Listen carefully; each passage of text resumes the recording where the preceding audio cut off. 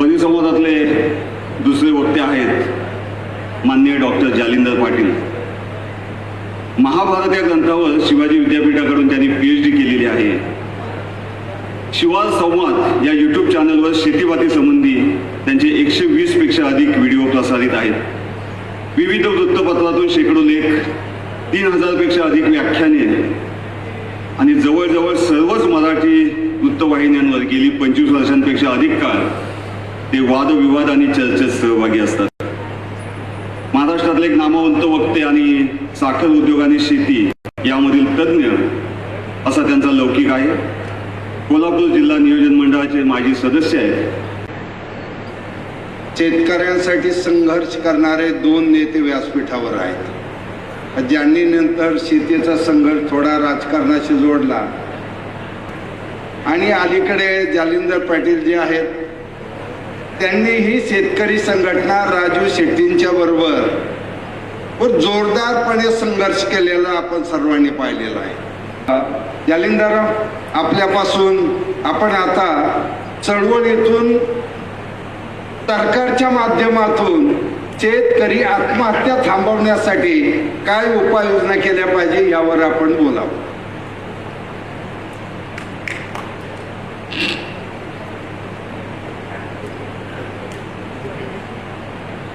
कृषीभूषण तानाजीराव चोरगे संकुलामध्ये होत असलेल्या ग्रामीण कृषी सहकार साहित्य संमेलनाचे आणि या परिसंवादाचे अध्यक्ष, पद्मश्रीपेक्षाही मोठा किताब असणाऱ्या हिवरे बाजार गावचे सरपंच माननीय पोपटरावजी पवार, या संमेलनाचे संमेलनाध्यक्ष डॉक्टर तानाजी चोरगे सर, स्वागत अध्यक्ष डॉक्टर संजय भावे, या परिसरामध्ये सहभागी झालेले माझे चळवळीतले सहकारी मित्र माननीय पाशाजी पटेल, प्राचार्य डॉक्टर राजेंद्र कुंभार, जयदेवजी बर्वे, जयू भाटकर, मोठ्या संख्येनं उपस्थित असलेल्या साहित्य रसिक बंधू आणि भगिनींनो, मी गोड बोलणार नाही। गोड बोलून डायबिटीस होतो असंही म्हणणार नाही, कारण साखरेचा ग्राहक जर कमी झाला तर पाशाची तुमची आणि माझी मोठी पंचायत होईल। पण गोड बोलून मात्र मोठ्या प्रमाणामध्ये समाजात डायबिटीस होतो हे आपल्याला मान्य करावं लागेल।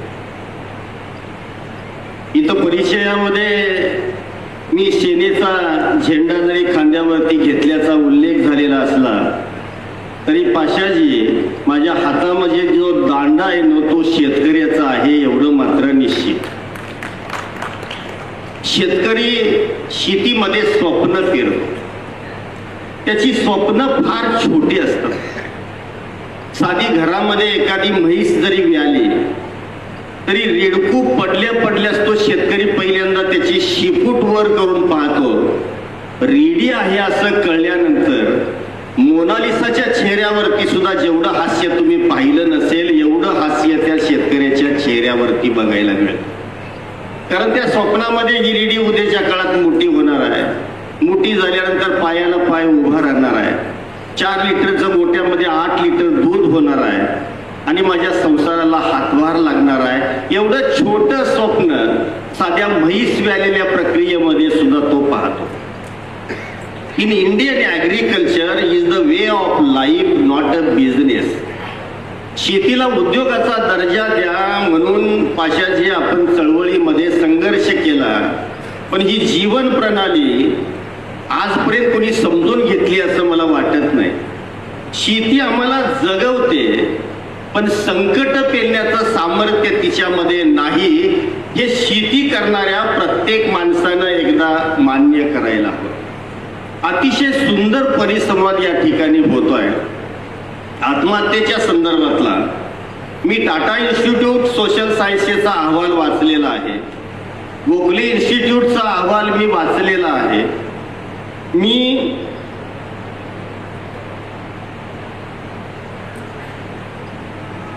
जाधव सरांचा मी अहवाल वाचलेला आहे। हे सगळे इंदिरा गांधी टेक्निकल इन्स्टिट्यूटचा अहवाल, टाटा इन्स्टिट्यूटचा अहवाल, गोखले इन्स्टिट्यूटचा आणि नरेंद्र जाधव यांचा, हे सगळे अहवाल वाचल्यानंतर याच्यामध्ये जी ठळक कारणं बघायला मिळाली, त्याच्यामध्ये नापिकी दुष्काळ, कर्जबाजारीपणा, व्यसनाधीनता अशी काही कारणं सगळ्यांनी समान तत्वावरती दिली गेलेली पाहायला मिळतात. व्यसनाधीनता हे कारण देत असताना मला असं वाटतं की आमचा बाप जी काही थोडीफार संध्याकाळचा श्रमपरिहारासाठी घेत असेल त्याच्यापेक्षा शहरातला दादा किती घेतो हे आपल्या सगळ्यांना माहिती आहे. खूप त्याची उदाहरणं सांगता येतील. एकदा मी आणि राजू शेट्टी मुंबईला जाताना एका पुण्याच्या हॉटेलमध्ये थांबलो. त्यांनी पाहुणचार केला आणि बारमध्ये गेल्यानंतर त्या ठिकाणी एक आकर्षक अशी मद्याची बॉटल बघितल्यानंतर मी त्या साधारणतः संयोजकाला असं म्हटलं, याचा फोटो घेऊ का? तर घ्या घेऊ म्हणला, ती विकायलाच ठेवलेली आहे. मी म्हटलं तिची किंमत काय आहे? तर तो म्हणला 12.5 लाख रुपये आहे. म्हटलं 12.5 लाखाची पिणारा माणूस आहे? चौघं गडी आलं की म्हटले 12.5 लाखाची दारू संपवतात. मग मला असं वाटतं की व्यसनाधीनतेचं कारण देणाऱ्या माणसांनी हे एकदा मद्याचे दर बघावेत. त्याच्यावरती मी मला वाटतं मी अर्धा तास बोलू शकेन. पण जगातली सर्वाधिक मद्याची बॉटल रशियन वोडका नावाची 24 कोटी रुपयाला विकली जाते. हे या मद्याच्या जगातलं वास्तव आहे. या एवढ्यासाठी मी बघतो की त्यामध्ये जर 100 अगदी ग्रॅम जरी आमचं साधारणतः साखर त्याच्यामध्ये असेल तर 24 कोटीच्या साधारणतः उंची दरामध्ये माझ्या 100 ग्रॅम साखरेचा भाव त्याच्यामध्ये काय असेल आणि मला मात्र त्याचे 3 रुपये 10 पैसे मिळतात. याच्याशी मी मात्र तुलना करत राहतो. या आत्महत्येची नेमकी कारणं काय आहेत? साधारणतः 1986 ला वर्धा जिल्ह्यातल्या चिलगव्हाण या गावामध्ये एका संगीत विशारदकानं पहिली आत्महत्या केली. आपल्या कुटुंबासमवेत अन्नामध्ये विष घेऊन तो साहेबराव करपे ही 1986 ला महाराष्ट्रामध्ये नोंद झालेली पहिली आत्महत्या. त्याच्या अगोदरच्या कडी-कुलपामध्ये बंदच झालेले आहे. त्यानंतर आज तागायत जवळजवळ 3 ते 3.5 लाख शेतकऱ्यांनी आत्महत्या केल्या. त्याच्या आर्त किंकाळ्या फार हृदयद्रावक आहे. कुणी गळपास घेऊन, कुणी स्वतःचा सरण स्वतः रचून, कुणी मोटरीच्या वायरी कमरेला बांधून, अशी कितीतरी त्याच्या गर्भामध्ये त्या आत्महत्येच्या हृदयद्रावक साधारणतः कहाण्या तुम्हाला पाहायला मिळतील. या शेती क्षेत्राची दारिद्र्य रेषा मात्र रोज बाळंत होते आहे. कारण दारिद्र्याचा अंधार शेजेला मिळाल्यानंतर तिला चेव येणं स्वाभाविक आहे. पण काही असो, चळवळीच्या 25 वर्षाच्या संघर्षामध्ये शेतीमध्ये जिंकणारे मला मूठभर पाहायला मिळाले, हरणारे मात्र खंडोगंती असलेले पाहायला मिळतात. कारण शेतीत रोज संकट दंगा घालतात. त्यांना बळ कोण देते? 2017-18 पासून आतापर्यंत खताच्या किमती 52 पटीनं वाढल्या. ठिबक खतांच्या किमती 85 पटीनं वाढल्या. तणनाशक, कीटकनाशक 80 पटीनं वाढली. शेत मशागत 30 ते 40% वाढली. डिझेल, पेट्रोल, PVC 110 पटीनं वाढलं. आणि शेतीमालाचे भाव मात्र 10 ते 20 पट वाढलेले पाहायला मिळतात. या सभागृहाला मी एक प्रश्न विचारतो की 10 रुपयाला मेथीच्या 2 पेंड्या आणखी तुम्हाला किती दिवस हव्या आहेत हे तरी एकदा मला सांगा.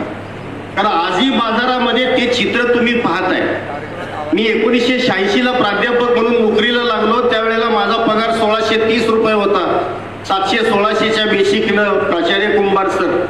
मी 2021 ला ज्या वेळेला निवृत्त झालो त्यावेळेला माझा पगार 2,54,000 रुपये होता. 1986 ला ऊसाचा दर 320 रुपये होता. आज साधारणतः तो 3,000च्या घरामध्ये गेला. म्हणजे 320चा दर 3,000च्या घरात गेला म्हणजे 10 पट वाढला. आणि 1630चा पगार 2.25 लाख 2.5 लाखाच्या घरात गेला म्हणजे तो 250 ते 250 पट वाढला. महागाईचा निर्देशांक नावाच्या 2 शब्दांनी केलेली ही मोठी किमया. आणि मग ह्याच रेशोमध्ये माझ्या पगाराच्या रेशोमध्ये जर माझ्या ऊसाचा दर वाढला असता, कापसाचा दर वाढला असता तर आज ऊसाचा दर 48,960 रुपये झाला असता. आणि 48,960 रुपये जर मला टनाला मिळाले असते तर चोरगे सर, मला वाटते माझ्या राशिवडे गावापासून मांडकी पालवणपर्यंत मी हेलिकॉप्टरनं तुमच्या या ठिकाणी संमेलनाला आलो असतो. ही महागाईच्या निर्देशांकाच्या साधारणतः गोष्टीने केलेली किमया. आज दुधाचा साधारणतः 3-5 फॅटचा भाव आहे 34 रुपये लिटर. आणि म्हैशीच्या 6 झिरो फॅटच्या दुधाचा दर शेतकऱ्याला मिळणारा ₹52.50 आहे.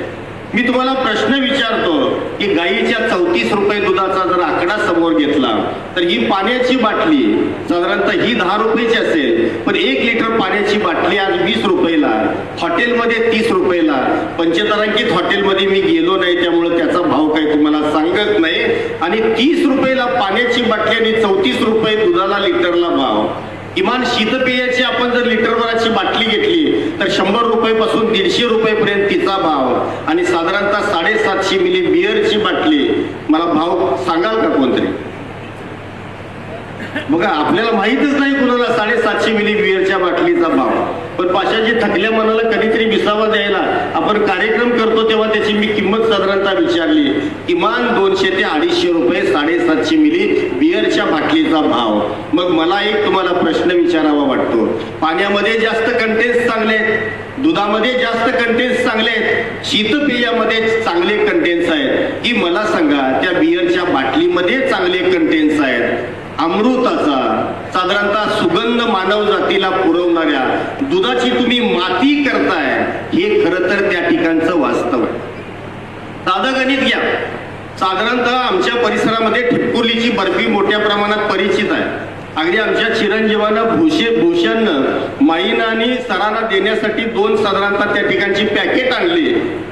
ही ठिपकुर्लीची बर्फी, त्यातला एक साधारणतः बर्फी करणारा माझ्याकडे जेव्हा आला त्यावेळेला मी त्याला विचारलं की साधारणतः 200 लिटर दूध जर आटवलं तर 50 किलो तो म्हटला खवा होतोय, आणि 50 किलो खव्यामध्ये जर 150 किलो साखर घातली तर बरोबर 200 किलो बर्फी तयार होते, 200 किलो मिठाई तयार होते.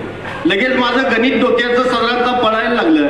अरे 200 लिटर दुधाचे साधारणतः 52 रुपये 50 पैशाच्या भावानं पैसे झाले 10,500 रुपये, आणि 150 किलो साखरेचे 31 रुपयाच्या भावाने झाले 3750 रुपये.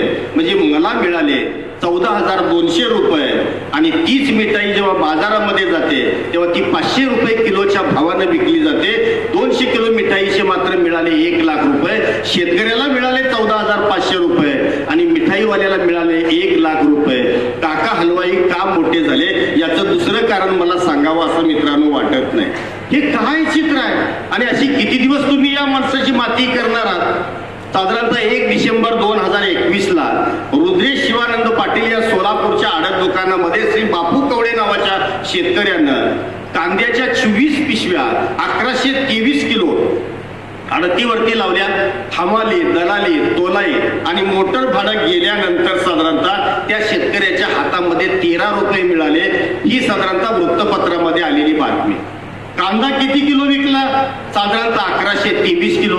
शेतकऱ्याला मिळाले किती? 10 रुपये. 20/2023ला MJ ट्रेडर्स नावाच्या सोलापूरच्या आडत दुकानामध्ये श्री गोरख इंगळे नावाच्या शेतकऱ्यानं 20 पिशव्या कांद्याच्या आडतीवरती लावल्या 853 किलोच्या. त्याला पैसे मिळाले 1087 रुपये. हमाली 67 रुपये, तोलाई 40 रुपये, भाडं 950 रुपये, 1097 रुपये झाले. खिशातले 10 रुपये देऊन तो घरी आला. घेणाऱ्यानं लाज विकली, खाणाऱ्याची लाज मी काढणार नाही. कल्पना करा, तर या पद्धतीनं अशा तुम्हाला मी हजारो पट्ट्या दाखवायला तयार. त्या भाजीवर्गीय पिकाच्या असतील, कांद्याच्या असतील, द्राक्षाच्या असतील, रोज शेतकरी बाजारामध्ये लुटला जातोय. शासन नावाची यंत्रणा मात्र मूग गिळून गप्प असली गेलेली पाहायला मिळते. म्हणजे बेभरवशाच्या बाजारावरती दावं नसलेल्या जनावरासारखा शेतकऱ्याला तुम्ही मार्केटमध्ये सोडता. अरे हेच सूत्र मोटरसायकल घेताना लावा, हेच सूत्र सायकल घेताना लावा, कार घेताना लावा, औषध घेताना बार्गेनिंग करा. जसं शेतीमालाच्या बाबतीमध्ये आम्ही बार्गेनिंग करतो तसं बार्गेनिंग या बाजारात का होत नाही मला सांगा. मित्रांनो, मला एवढंच सांगायचं आहे की याच्या संदर्भामध्ये कुठेतरी ठोस निर्णय व्हायला पाहिजे. याच्या आधारभूत किमती निश्चित व्हायला पाहिजेत. महाराष्ट्रातला 1,36,00,000 शेतकरी 12.5 कोटी जनतेची भूक भागवतो. महाराष्ट्रातला 46 लाख दूध उत्पादक 12.5 कोटी लोकांना अमृताचा अभिषेक घालतो. इस्रायल प्रतिकूलतेमध्ये नंदनवन उभा करतं. चीनमध्ये कृषी क्रांती होते. ऑस्ट्रेलियातला शेतकरी आपल्या उत्पन्नातला 40% वाटा शासनाला देतो. जपानमध्ये 4 बेट आहेत, 86 प्रकारचे ज्वालामुखी आहेत. शेतीला 90% अनुदान दिलं जातं. ही माणसं सुखी राहतात, शेतीमध्ये क्रांती करतात. आमच्या इथं कधी होणार? फक्त आम्ही म्हणायचं की आमचा देश कृषी प्रधान आहे आणि पण शेतकऱ्यासाठी तो काय करतो याचं उत्तर कुणाकडेच नाही. 2036 पर्यंत साधारणतः या देशातली 60 कोटी जनता ही शहरवासी होणार आहे. त्या जनतेला तुम्ही नेमकं खायला काय घालणार? मग शेतकऱ्यांना जर स्वतःपुरतं करायचं जर ठरवलं तर या सगळ्याच्या गर्भात नेमकी कारण कोणते आहेत? शेतकऱ्याच्या कच्च्या मालाचं होणारं शोषण, शेतकऱ्याला कार्बन क्रेडिटचा लाभ द्या. त्याच्या शेतामध्ये जर 40,000 ऊसाची जर रोपं असतील आणि किमान त्याच्या बांधावरती जर 20 झाडं असतील तर त्याला कार्बन क्रेडिटचा लाभ तुम्ही का देऊ शकत नाही?